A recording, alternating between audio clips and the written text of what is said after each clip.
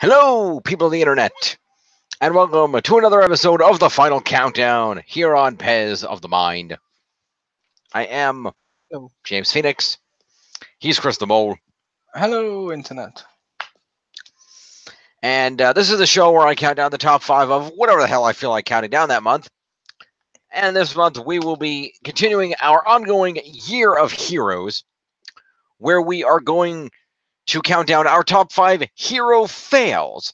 And what we mean by that is not necessarily a hero being defeated per se, but a hero failing in a major way, either in a specific task they were trying to do or in some other major failure of their specific duties as a hero. So some way they majorly fucked up. So, Paul, would you like to go ahead with your number 5? Okay, my number 5 is a fairly recent one. Okay. I'm going to give it to this from Mario Odyssey. The hell? It's the opening, which starts with Bowser kidnapping Peach, getting married, throws Mario to his death. Mario's hat gets destroyed, and Mario's just completely defeated. Obviously, the rest of the game he gets Cappy and he builds his way back up. But still, most of the time, Bowser's not a threat in Mario games anymore. So to see something like that where you're like, oh my god, he beat him. So he actually beat him in the opening of Super Mario Odyssey on Switch. That's cool. All right. So, this is one you and most people at home are not going to know, but I'm including it because I think it's relevant. That's fine. It's your list. Number 5. Now, this is something, I know you know what this is, Bo. This is called, that's really bright. I'm sorry. Hang on. Let me turn down the brightness on my phone. You cannot even see that. Turn that down. There we go. That's better. I will say keep the explanation short. Don't go into the whole story. Yes, of course. Yes, and this is what's referred to as a book. I know you don't know what that is. That's not a book. That's a picture of a book. Well, whatever. See, that's why books are failing, because everyone's going digital now, even you. Yeah. Anyway, only because I don't own a copy of this particular book. But You don't have a copy of a book you like? That's disgraceful. I know. Anyway, this is a book called The Great Forgetting. It's a sci-fi novel by James Renner. And the basic premise is operates under the idea that all the various conspiracy theories that usually come up when people are joking about conspiracy theories like fluoride in the water and radio signals on your brain and shit, that all that shit was true, and it was all done at the same time as part of a network to make everybody in the world forget something at the same time. And the premise of basically being that it's actually 100 years further in the future than we think it is, but humanity collectively decided to forget some major events that happened specifically regarding World War II going a lot worse than we think it did. But anyway, one of the premises is that a couple of people find out what's going on in the book, and they try to basically make everybody remember on the premise that, yeah, that was horrible, but everybody needs to know the truth, or we'll be doomed to repeat it or whatever. And the failure? The failure is that they did not succeed in making everybody remember.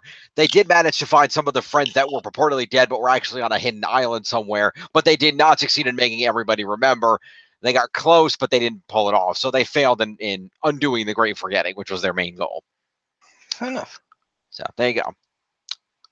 Number 4, Mo. One of the single greatest movies of all time. Empire Strikes Back.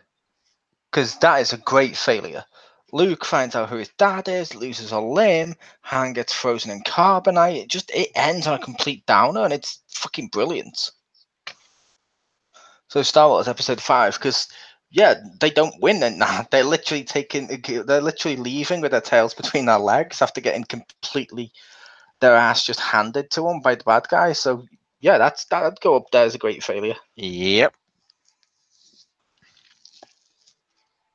Accurate. All right.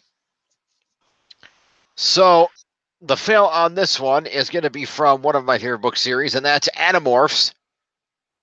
My phone turned off. Animorphs. I remember that show. There we go. Shut up. So this is the Discovery, this book here. And it's relevant because that's the book where, after quite a number of adventures, the Animorphs decide to make a sixth Animorph because they have come into custody of the cube device that bestows the morphing ability, the ability to turn into animals. And they recruit a young man named David to be the sixth Animorph in the hopes that this will help expand their forces. Unfortunately, this attempt fails horribly and backfires in their face when not only does David not prove to be a good Animorph, but he turns evil on them and tries to kill them all. So yeah, epic failure, and not just once, but in later books, he comes back and tries to do it again. Even though they trapped him in a rat morph and left him on an island, he found a way to come back. So yeah, that was a huge failure. Was the attempt to create a sixth Animorph.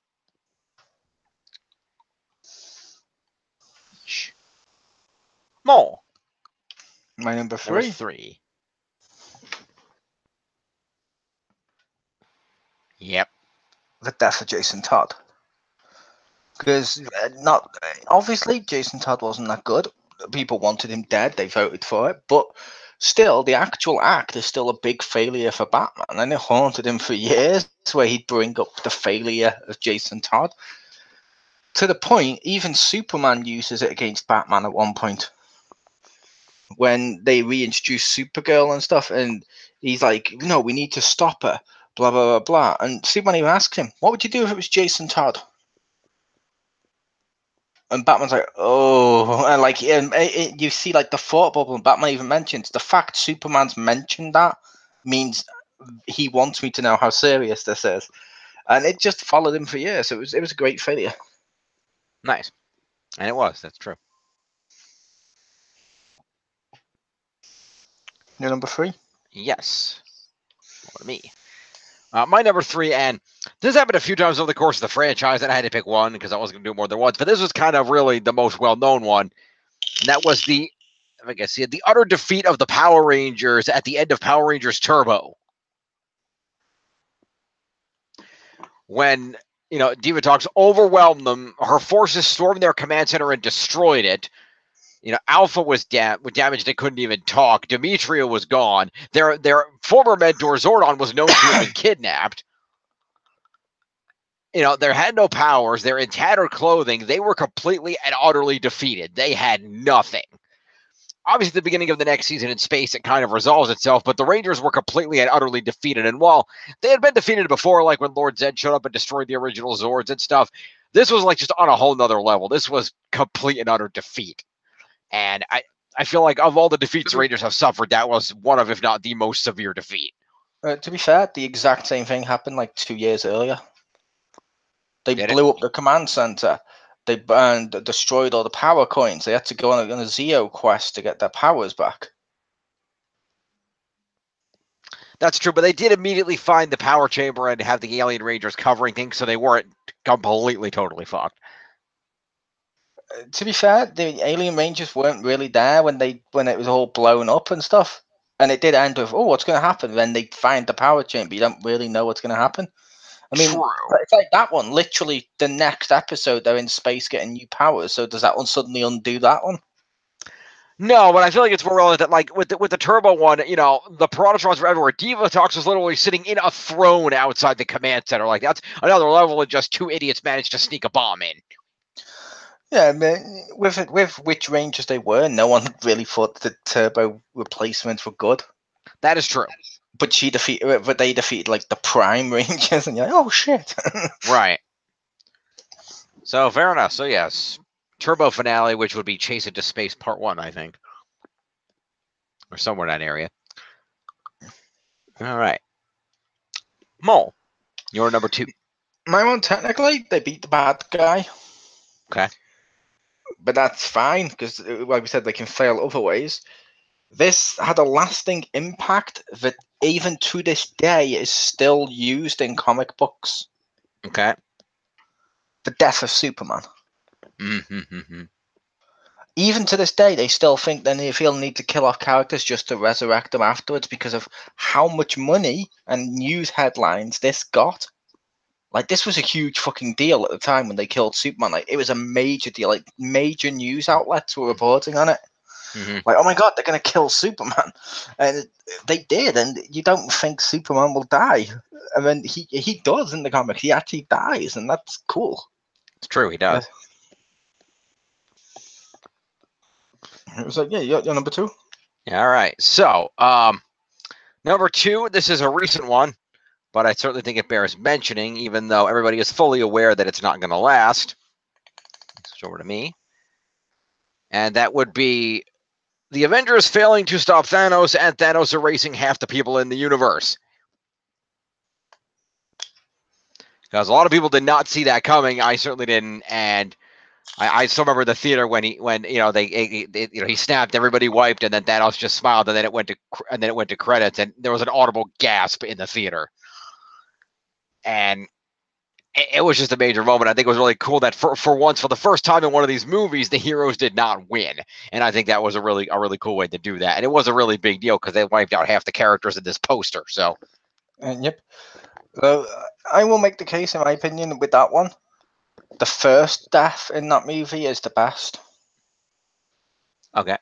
The later ones, when he wipes them out, it's all just one after the other. Like, they just crammed it into like 5 minutes for shock value, which instantly just made me go, when it happened. Especially because half the people they've done it to have already announced sequel movies. I'm like, oh, okay.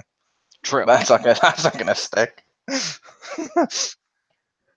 But I still like the first one. Like, when with Loki, that was like, oh god, Loki. Yeah, that sucked. All right, but let's bring it home. Mole, number 1. Number 1, the night Gwen Stacy died. It's still being felt to this day as well by Spider-Man. He still doesn't feel able to let people get close to him because of something like this happening. He has a lot of issues over this, and it's just a huge thing. Like, they killed Gwen Stacy. You could argue it was a refrigerator moment, as some people will claim. I argue it wasn't really, because it was more than just a sudden thing. It was a huge build-up. There was a thing of the Green Goblin finding out who he was. You had the death of the Green Goblin as a result. You had this. You know what I mean? It felt huge. And it's one of the greatest comics done. Indeed.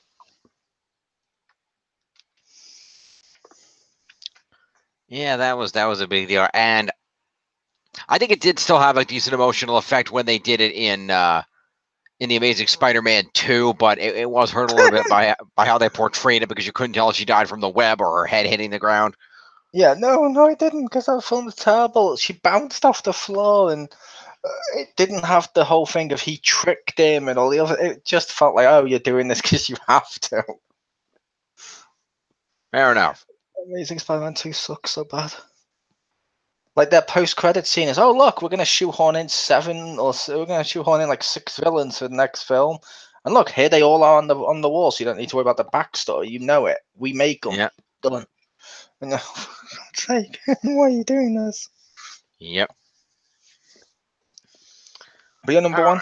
My number 1, and this was actually the first thing that I put this in number 1 because it's the first thing that came to my mind when I was thinking, okay, hero fails.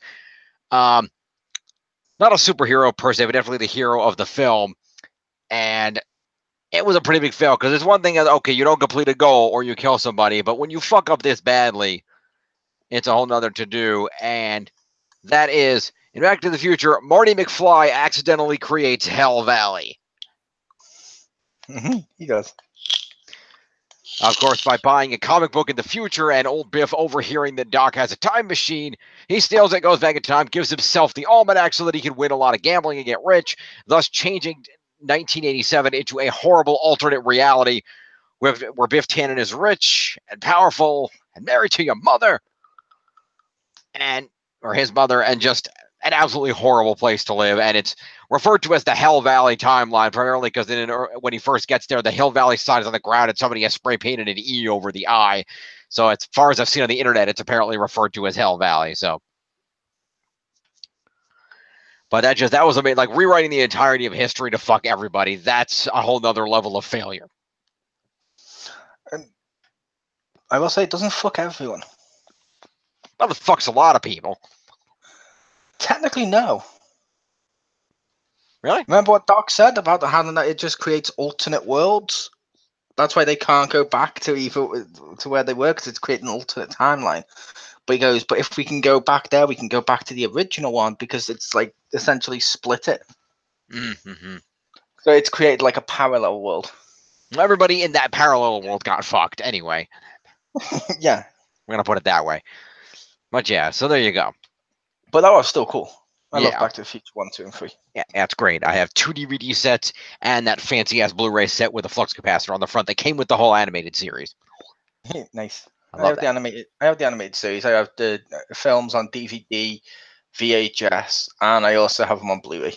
Nice. I don't have the VHS ones, but that's cool. All right.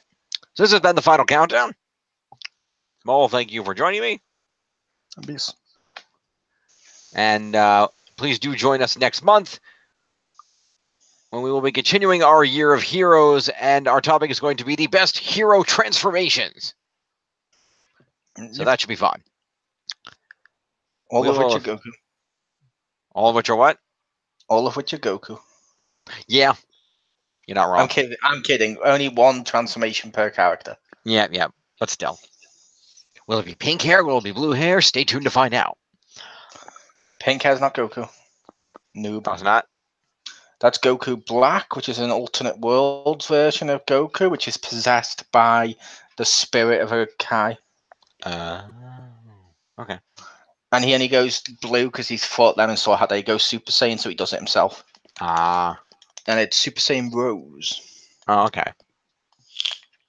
I don't know. It's some super, it's not good. Fair enough. Anyway, stay tuned for that. And also stay tuned right after this, because we will be coming right back on the air. We're going to review Lego DC Villains. Just not on this channel.